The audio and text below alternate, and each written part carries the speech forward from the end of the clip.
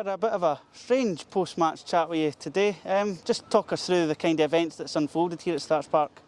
Well, it was quite weird. Just before we came out, the players were ready to come out the tunnel. We were in the dressing room and the lights went out, so we were a wee bit concerned at that, obviously. But then when the lights came back on, because we'd started to actually make our way out, and the referee turned us back in, so we were held up 5 minutes with that.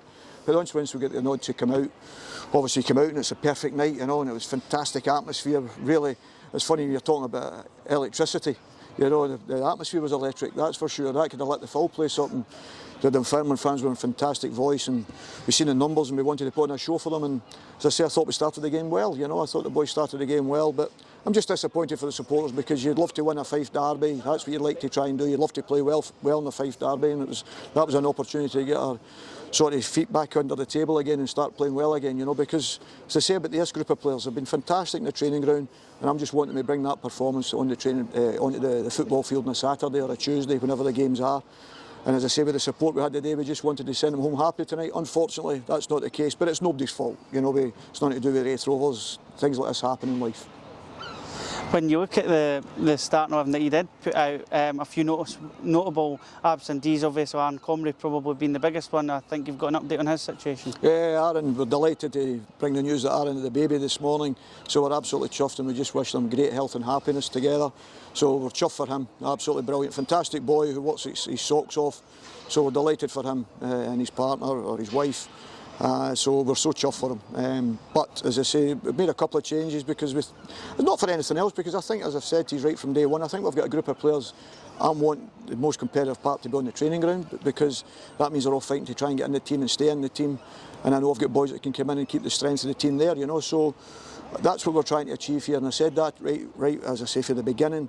I want 20 to 22 players that's capable of playing, that they know they're pushing each other at the maximum and to get the performance out. And as I say, I thought we started the game well with a couple of half opportunities. So I was really pleased with that, but it was just unfortunate, as I say, but it's nobody's fault. Going back to your first answer regarding the supporters, as you said, a Friday night live on the TV, but they still came to Kirkcaldy in great numbers, made their voices heard, and as you said, the players were really responding to that with the performance in the opening period. Yes, listen, I know what this club's about. I've said it. That's one of the reasons I taken the job when I was offered it, because I know the fan base here. I know what they're more than capable of, and it's delighted to be working under that pressure to try and entertain and produce results and victories for them. That's what we're here to try and do. And every player, I keep saying to them, you're not representing your own name on the back, you're representing that badge on the front, and never forget that. And as I say, it's just disappointing tonight that we couldn't get that victory and get the performance we were looking for the full 90 minutes. But as I say, I was really pleased with the way we started, and you can see the way the fans respond, and that's what we're here to do. It's not the fans to lift us, we're supposed to lift the fans, and I thought the boys started the game ever so well, and you could see that with the response they got off the supporters. And how does this kind of change your plans for over the weekend, heading into the next game against Rovers? I think it's, as you do all the time, you're always preparing. So we'll look at tomorrow, we'll bring the boys in tomorrow, because you've not got the Saturday fixture, obviously. So we'll come in, we'll get their usual Sunday, then we're back to a normal week then, kicking in. So it's important for us that we keep going, but as I say, the effort the boys have put in consistently, it's been full on for them, you know, because there's been a lot of changes, and they're probably working a lot harder in the respect of a lot more days that they've got to, people get into a habit of having a few days extra.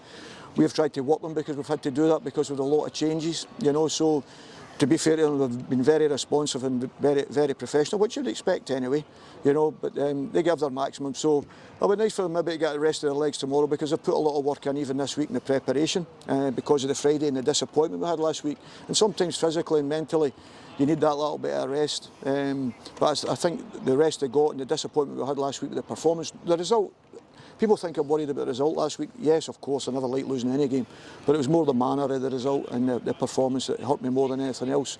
But as I said, great credit to the players the way they've responded this week. So we're hoping to put that into practice tonight, and I think you can see that with the way we started tonight.